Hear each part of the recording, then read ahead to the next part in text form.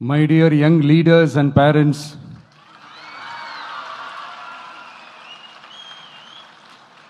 என் நெஞ்சில் குடியிருக்கும் உங்க எல்லாருக்கும் என்னுடைய வணக்கம் வணக்கம் வணக்கம் வணக்கம். Yes, young leaders and parents எல்லாரும் எப்படி இருக்கீங்க?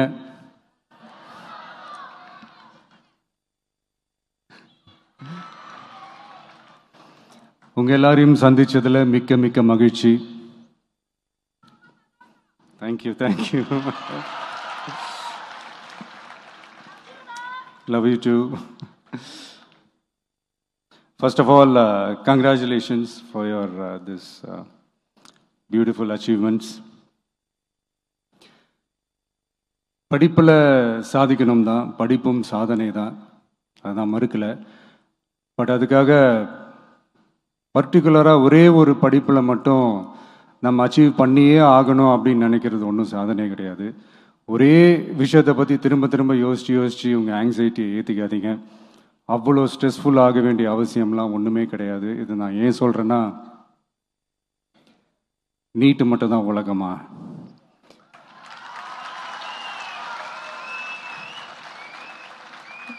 நீட்டை தாண்டி இந்த உலகம் ரொம்ப ரொம்ப பெருசு. அதில் நீங்கள் சாதிக்க வேண்டியது பல விஷயங்கள் இருக்குது.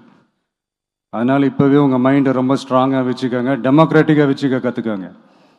ஏன்னா டெமோக்ரஸின்னு ஒன்று இருந்தால் தான் இந்த உலகமும் சரி, இந்த உலகத்தில் இருக்கிற எல்லா ஃபீல்டும் சரி, ஒரு ஃப்ரீடமாக இருக்க முடியும். அது மட்டும் இல்லை, ஒரு முறையான ஒரு டெமோக்ரஸி இருந்தாலே போதும், எல்லாருக்கும் எல்லாமும் ஈக்குவலாக கிடைக்கும். அதனுடைய ஃபஸ்ட்டு ஸ்டெப்பாக உங்கள் வீட்டில் இருக்கிற எல்லாருக்கிட்டையும் சொல்லுங்கள், அவங்கவுங்களுடைய ஜனநாயக கடமையை ஒழுங்காக செய்ய சொல்லுங்கள்.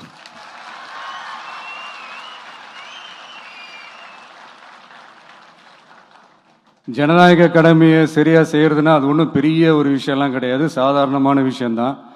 நல்லவங்க, நம்பிக்கையானவங்க, இது வரைக்கும் ஊழலே செய்யாதவங்க யாருன்னு பார்த்து தேர்ந்தெடுக்க சொல்லுங்கள். அவ்வளோதான், as simple as that.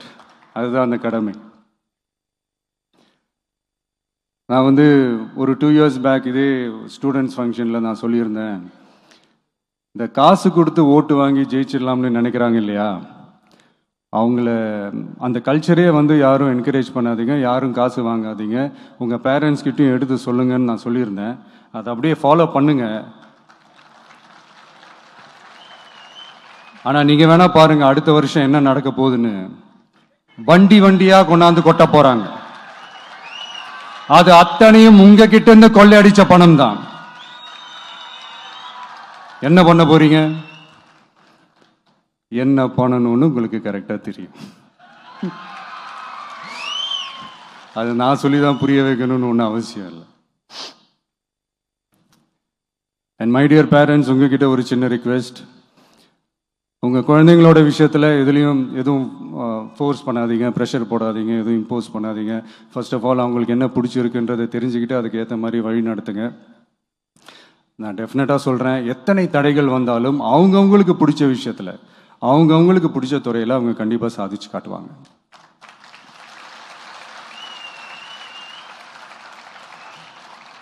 And இன்னொரு முக்கியமான விஷயம் உங்ககிட்ட நான் ஷேர் பண்ணணும்னு நினச்சது என்னென்னா, இந்த சாதி மதத்தை வச்சு இந்த பிரிவினை வளர்க்கிற அந்த சிந்தனை பக்கமே போயிடாதீங்க.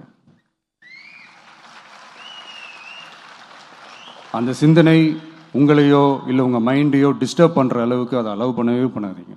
விவசாயிகள் என்ன சாதி மதம் பார்த்தா பொருளை விளைய வைக்கிறாங்க? தொழிலாளர்கள் என்ன சாதி மதம் பார்த்தா பொருளை உற்பத்தியில் ஈடுபடுறாங்க? இவ்வளோ ஏன் இயற்கை அம்சங்களான வெயில் மழையில் சாதி இருக்கா, மதம் இருக்கா? எப்படி இந்த போதை பொருட்களை எப்படி நம்ம அறவே ஒதுக்கி வைக்கிறோமோ, அதே மாதிரி இந்த சாதி மதத்தையும் ரொம்ப ஸ்ட்ரிக்டாக தூரமாக, எவ்வளோக்கு எவ்வளோ தூரமாக அதை ஒதுக்கி வைக்கிறீங்களோ அவ்வளோக்கு அவ்வளோ அதை தூரமாக ஒதுக்கி வச்சுருங்க. அதுதான் எல்லாருக்குமே நல்லது. ஏன்னா இப்போ ரீசெண்ட் டைமில் பார்த்தீங்கன்னா, தந்தை பெரியார் அவர்களுக்கே சாதி சாயம் பூச ட்ரை பண்ணுறாங்க. ஒன்றிய சிவில் சர்வீஸ் எக்ஸாமில் கூட சாதி சாயம் பூசுற மாதிரி ஒரு கேள்வி ஒன்று கேட்டு வச்சிருக்கிறாங்க. இதையெல்லாம் வன்மையாக கண்டிக்கிறோம்.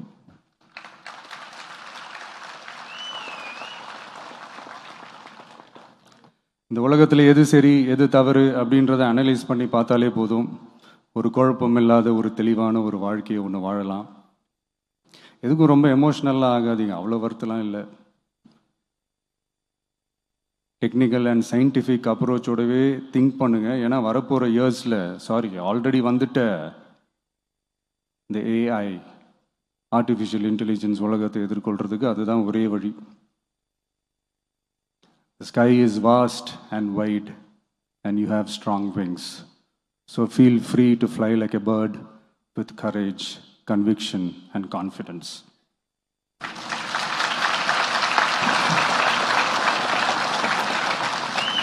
எவ்வளவோ பண்ணிட்டோம், இதை பண்ண மாட்டோமா? எவ்வளவோ பார்த்துட்டோம், இதை பார்க்க மாட்டோமா அப்படின்ற அந்த பாசிட்டிவ் நோட்டோடவே ட்ராவல் பண்ணுங்க. கான்ஃபிடென்ட்டாக இருங்க, நல்லதே நடக்கும், வெற்றி நிச்சயம். மீண்டும் சந்திக்கும் வரை நன்றி, வணக்கம். நான் அடுத்த செட் ஆஃப் ஸ்டூடெண்ட்ஸ் கூட நான் நெக்ஸ்ட் வீக் போல் நான் மீட் பண்ணுறேன். ஸோ அவங்களுக்கும் சேர்த்து இன்றைக்கி நான் பேசினதாகவே இருக்கட்டும். ஏன்னா ஒவ்வொரு வாட்டி இந்த மாதிரி நான் அட்வைஸ் பண்ணிகிட்டு இருந்தேன்னா நல்லா இருக்காது, உங்களுக்கும் போர் அடிச்சிடும். So thank you. எல்லோரும் வாங்க, மீட் பண்ணுவோம்.